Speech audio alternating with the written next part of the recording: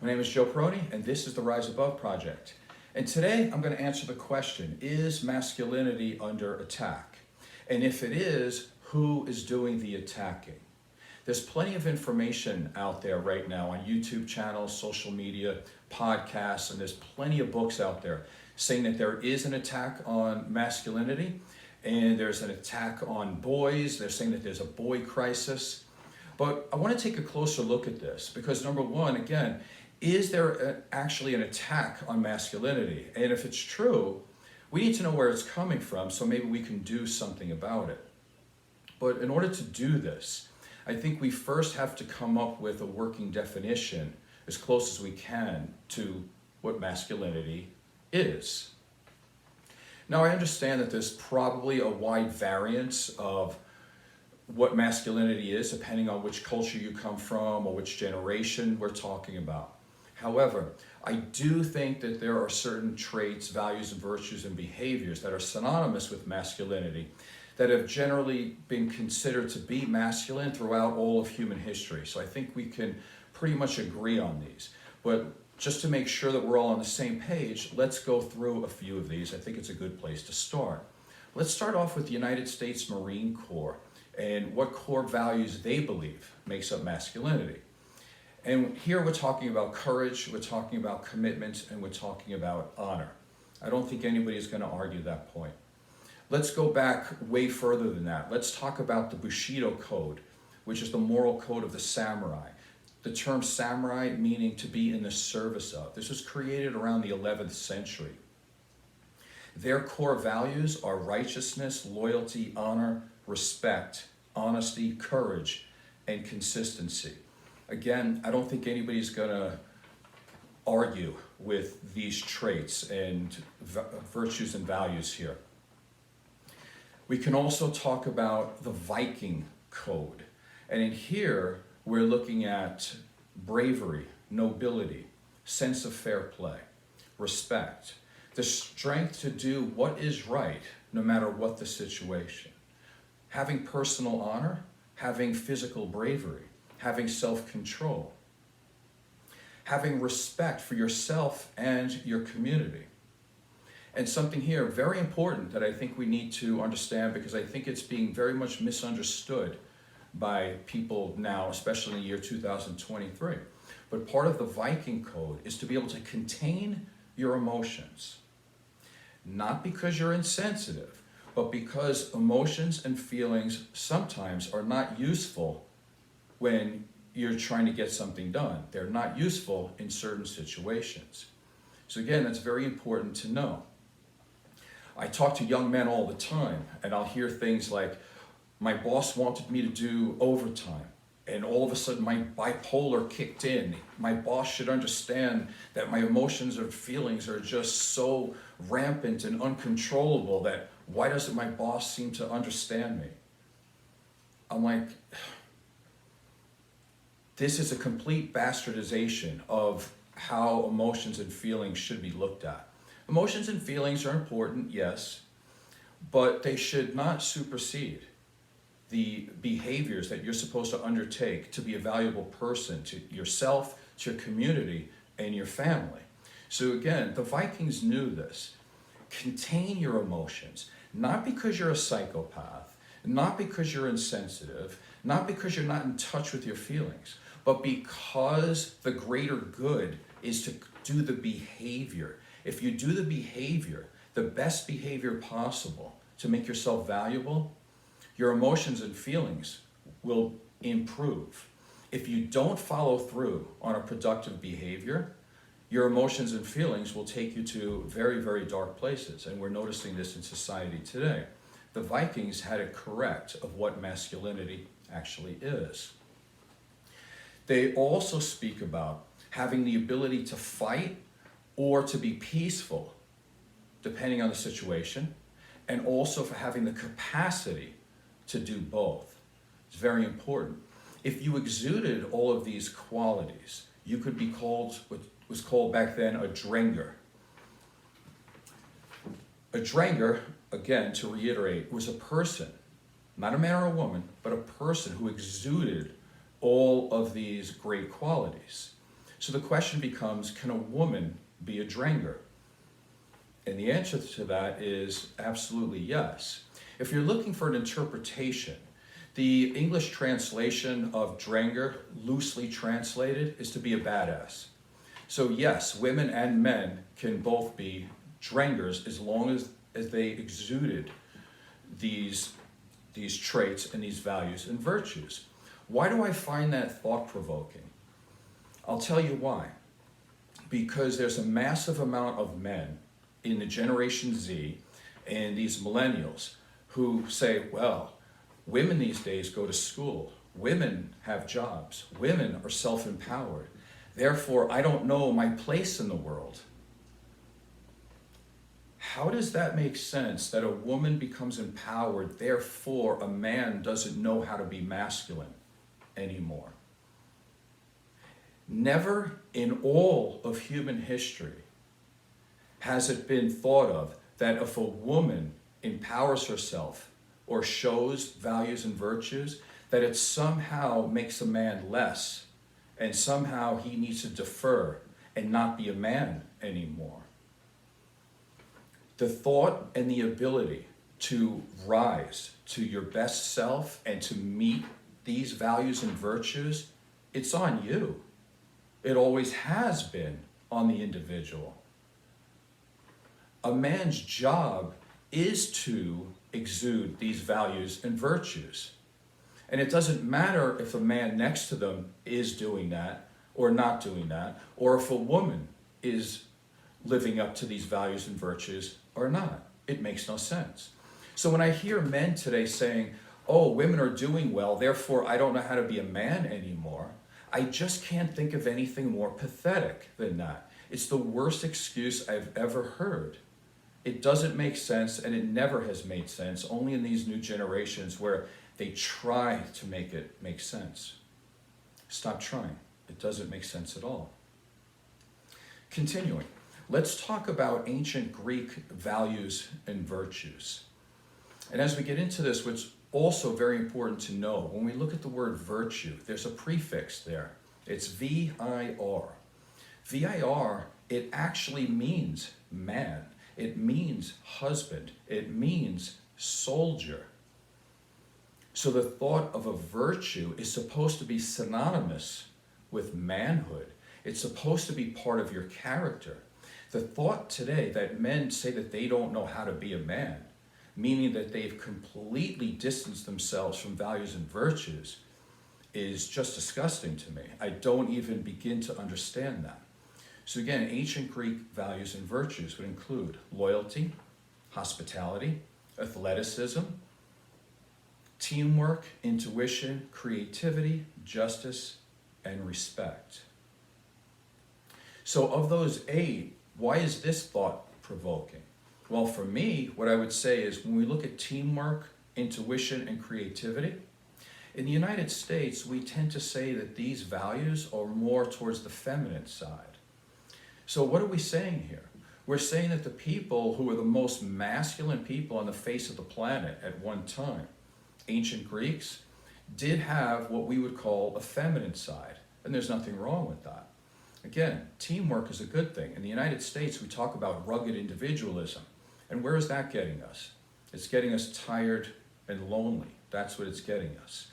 Intuition. Intuition is a good thing. It's not just a feminine response. It's someone who knows the way to look into the future, to be able to try to figure things out. That's a smart thing to do.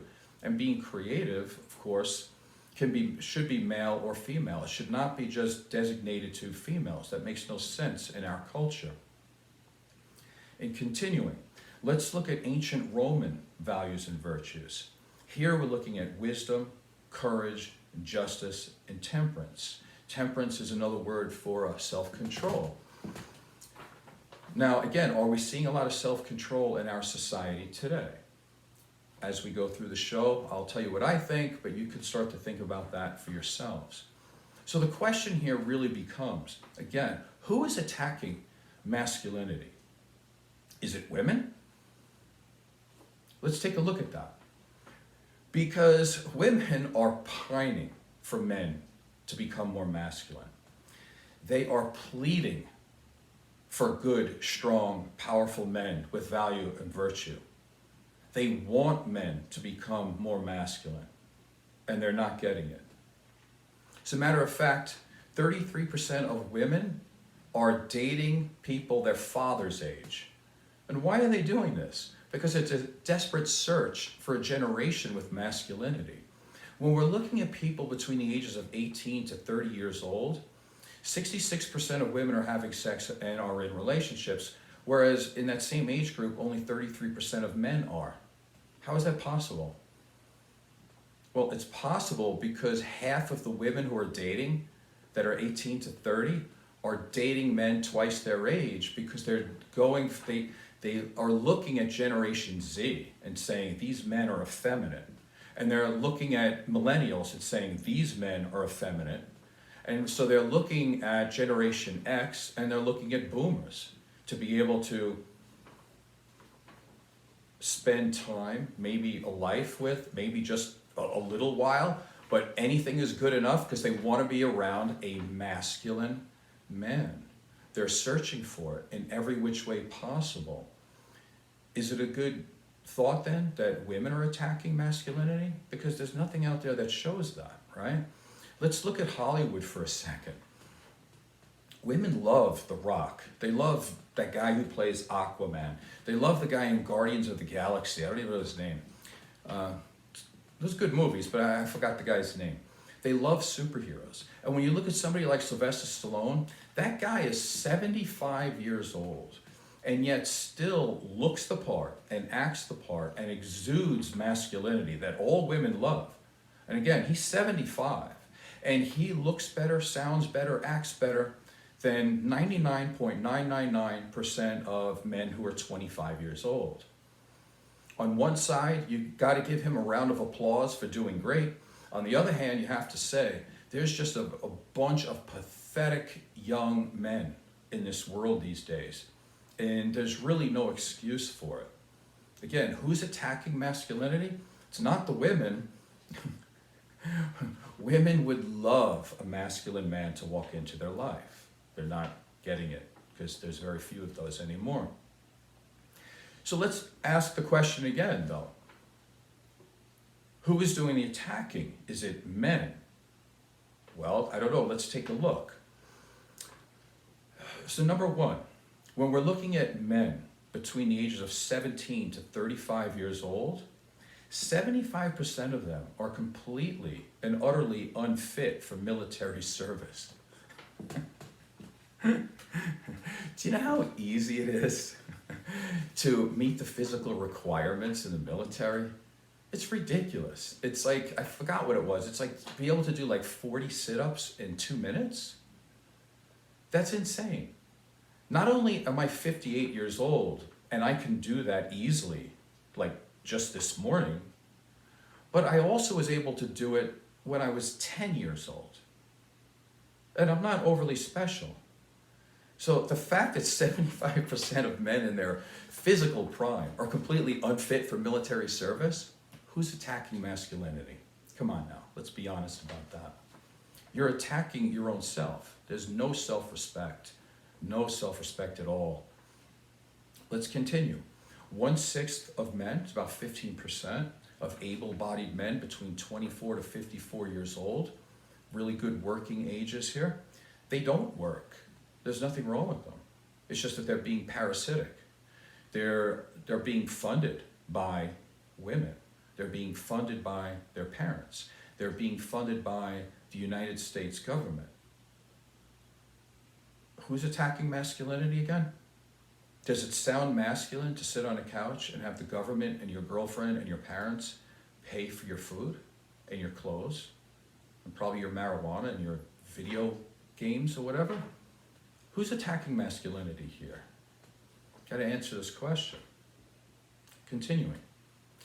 Men right now are 2 times more likely than women to be addicted to drugs, and they're 3 times more likely to use marijuana on an everyday basis.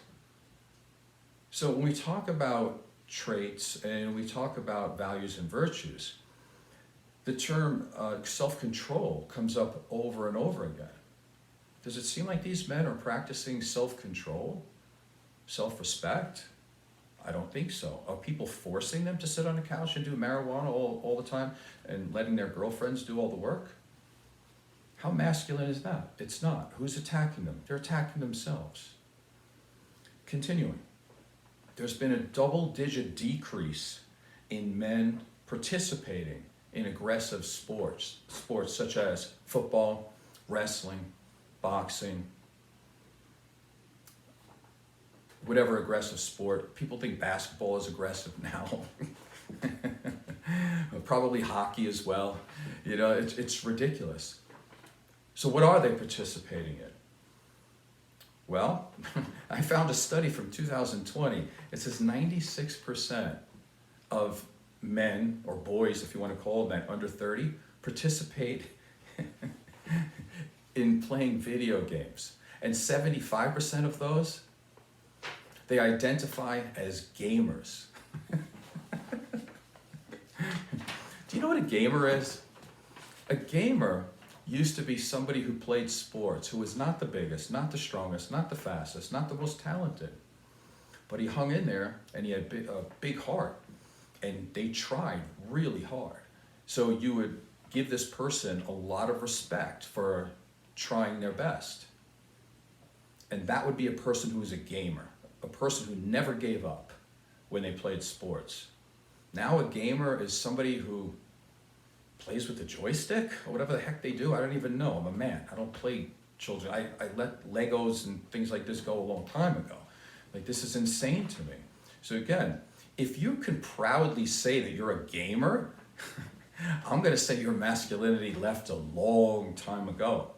Sorry, nobody's attacking you. You're doing this. You're doing it to yourself. Men these days are dropping out of life. They're dropping out of society. Could they say life is too hard? Life is hard. It's even harder when you give up on yourself. Then it becomes even harder, because now you have to depend on women. And then you're going to say there's attack on masculinity? Women are propping up masculinity, or at least they're trying to. Masculinity is on life support, and the people providing the life support for you typically are your parents, obviously one of those being your mother, and then maybe your disillusioned girlfriend. But they're trying to prop up you, so at some point you might click in and start to become masculine.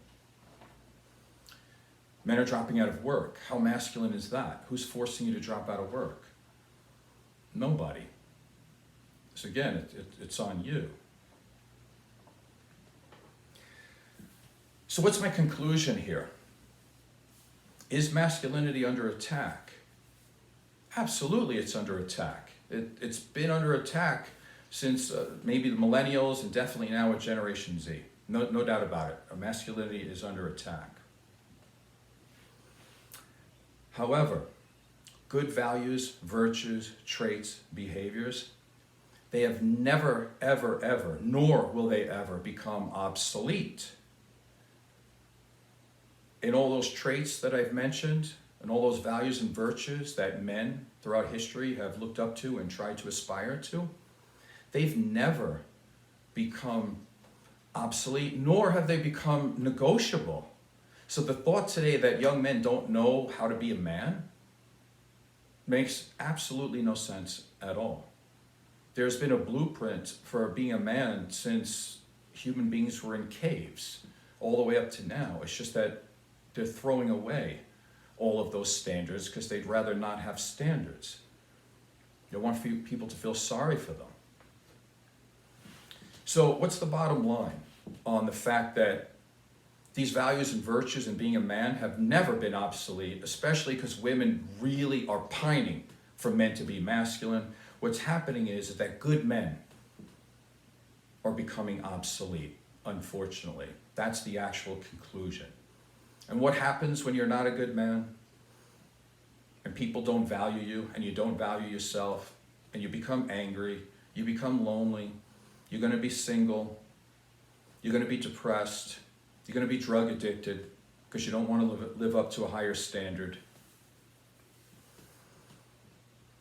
You've made a decision. What you've decided is that if you can't get any pussy, You're just going to try to turn yourself into one, because that's the closest you're ever going to get to it. I hope today's been valuable today in some way, shape, or form. My name is Joe Peroni. This is the Rise Above Project. Please subscribe and tell a friend. Thank you.